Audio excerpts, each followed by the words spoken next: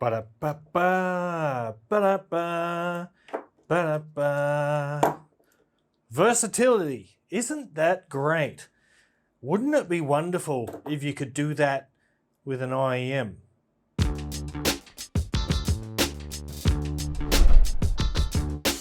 What's cracking, audio fans? It's David here from Prime Audio Reviews, and I don't need that anymore. In this video, I'm looking at the FiiO FH5s. Now, the FH5s here is a semi-open design in-ear monitor. It is a quad driver. It's got two dynamic drivers. It's got two balanced armature drivers. It's got dragon scale face plates. And that is the box.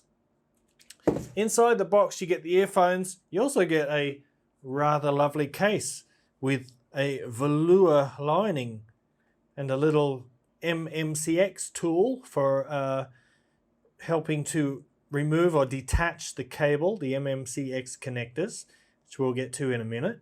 So that's the case. It's a really lovely little case, actually. Well, let's have a look at the earphones now. And here they are. Now, the price of the FH5s is $259. So it's, what is it? Between entry and sort of mid-fi or mid-tier, in that range. A lot of tough competition in that area. This is a sort of a successor to the original FH5s, which was a hugely popular model. This one takes sort of a slightly different approach with its semi-open nature. But let's have a look at the shells. Just in case you are curious as to how the MMCX tool works, well, you just slide it in there like that, give it a little wiggle, and the cable just pops out. It's particularly handy if you don't have any fingernails. And it doesn't always go smoothly, but it definitely takes some of the stress out of removing MMCX connectors, because I know I've broken one or two in my time. But I digress. Here are the shells of the FiiO FH5s, and I don't know about you, but I think this dragon scale design is spectacular. I think it looks really, really cool. So there are the three openings there with the vented grill behind it. Aluminium nozzles, of course, your color-coded MMCX connectors. They've got typical FiiO build quality, which means excellent build quality, just this beautiful smooth matte finish. Absolutely glorious. Just a really spectacular piece of craftsmanship. Now, the other feature that I didn't mention before is the tuning switches here. Oh, that's upside down. And it's pretty easy to forget they're there because they are so bloody tiny. Look at that. So you can't change these switches with your fingers. You need a special little tool. One comes in the box. But you've probably seen these before. They give you some amount of customization options with your IEM. So the one on the left is the bass switch. The one in the middle is your mids, of course. And the one on the right is the treble.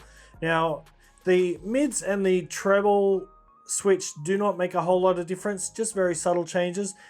The switch on the left, however, makes a bit more difference. It bumps up your bass and your mid-range by about 5 decibels, or 5 dB. For my personal preference, I like to leave the bass switch on most of the time. First of all, before I go any further, I want to have a look at this cable now. And it's a really, really beautiful cable. It's silver-plated copper, of course. Absolutely delightful, very supple, very lightweight, soft, no noticeable microphonics, a little tiny bit, but it also comes with a chin slider, which is matching aluminium.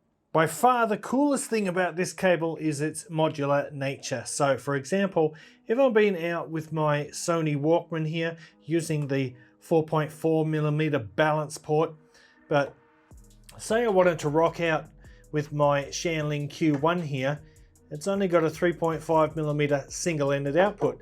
That is not a problem. All you do is you simply unscrew this little guy here.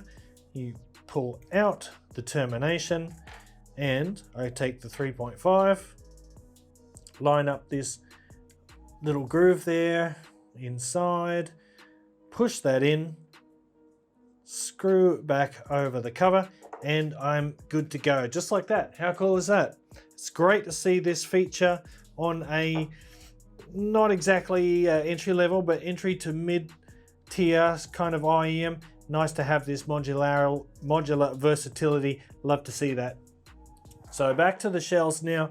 Now in terms of, whoops. Now in terms of comfort, these are fantastic. You know, they fit beautifully. They're very, very comfortable. I think the earpieces are about 8 grams each from memory. I could be wrong. I'm probably wrong, but yeah, they're really comfortable and they're just gorgeous. I love them. Right, so in terms of sound signature, the FH5s here has what I would call it a neutral bright signature. So your bass and your mid-range are fairly neutral, and then you've got a slightly lifted treble region. The clarity from top to bottom is excellent on these, and the detail retrieval as well is also very, very good. Now, as you would imagine, due to the open back nature, the soundstage of the FH5s is very good. It's quite expansive. It is not massive, but it's definitely a step up from your normal closed IEM. It's a very wide soundstage, not so much forward in terms of depth, but as wide elliptical shape as such.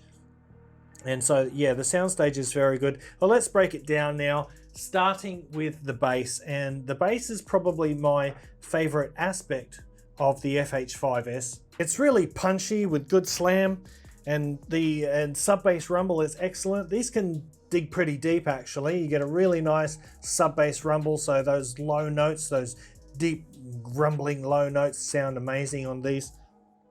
But at the same time, it's a very fast and strictly controlled bass due to, well, for one, the strength of the chassis is very firm and sturdy, and secondly, because of the open nature of the earphones, any unwanted bass resonance is allowed to sort of escape through the faceplate, so it doesn't get stuck inside and bounce around and reverberate all over everywhere. So the bass is very controlled, very tight, and textured as well.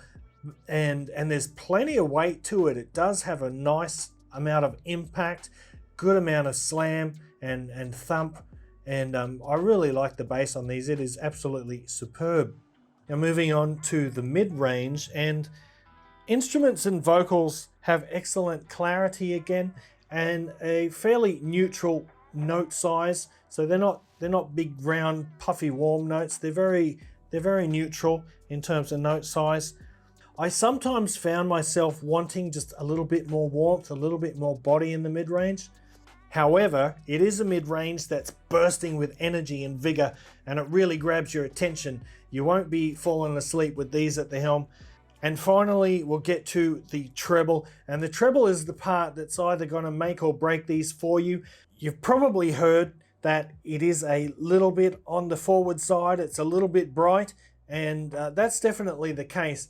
And that is the case regardless of what your switch configuration is. Even if you have these in the boosted bass mode, that treble is still going to be somewhat edgy. So if you are sensitive to treble, I don't think this will be a good suitable earphone for you. However, if you do like a little bit of brightness and energy up top, this is going to be a very compelling option indeed.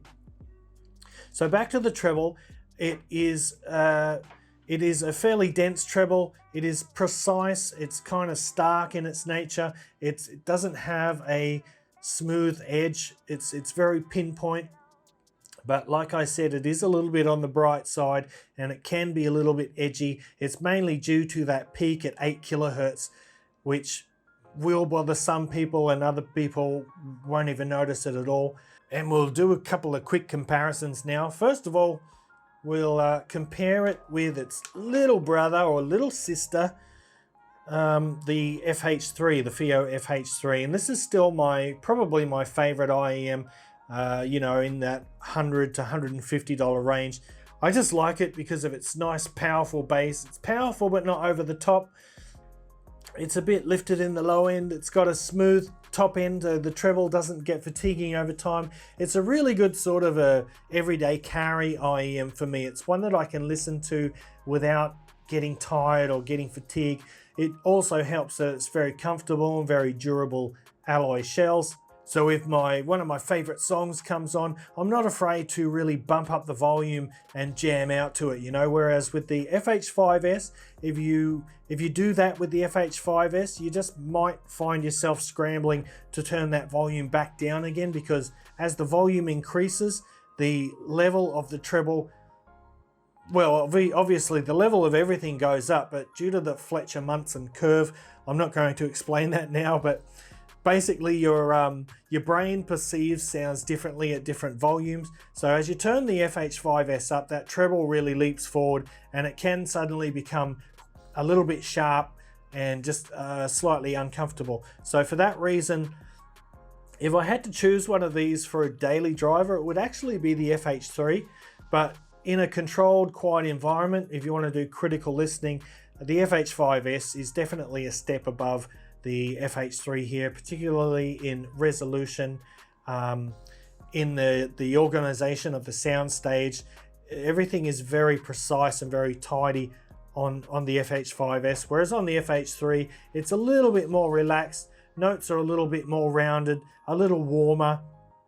I find it a little bit more musical, but you know, they are both fantastic IEMs either way. And for our next comparison, another one of my favorites, the Dunu DK2001. Now this little guy is awesome. Speaking of little, yeah, you can see it's definitely a lot smaller. It's also a quad driver model. This has one dynamic driver and 3 balanced armature drivers, compared to the 2 dynamics and 2 balanced armatures in the FiiO. DK2001 here, it actually has a sort of a similar sound signature to the FiiO, but I would say it's got a little bit more bass, impact and authority. It's a closed system, unlike the FiiO, so it doesn't quite have as much control in the bass. It is not as tight as the FH5s, but it's still a very good bass. In the mid-range, particularly the lower mid-range, the Dunu here has a little bit more body and warmth, so male vocals sound a bit richer, a bit fuller, whereas the FH5s is leaning more towards a sort of analytical mid-range. It's a little bit dry, but both of these IEMs have excellent resolution from top to bottom. In the treble, the DK2001 is also reasonably energetic, but is not quite as bright as the FiiO. It has the treble notes are a little bit more rounded, slightly softened, and quite airy, whereas the FH5s treble is starker. The open shells give it an airiness and a spaciousness, but the actual treble notes are pretty dense. And overall, I find the DK2001 just to be a little bit more smoother, a little bit more consistent in the sound. So again, if I were to choose a daily driver, I would choose the Dunu. But remember, this is only, I'm not saying either one is better. I'm just saying that this is my subjective personal opinion. And for my personal preferences, yeah, I generally go for something just a little bit warmer and more musical. So that is the FiiO FH5s.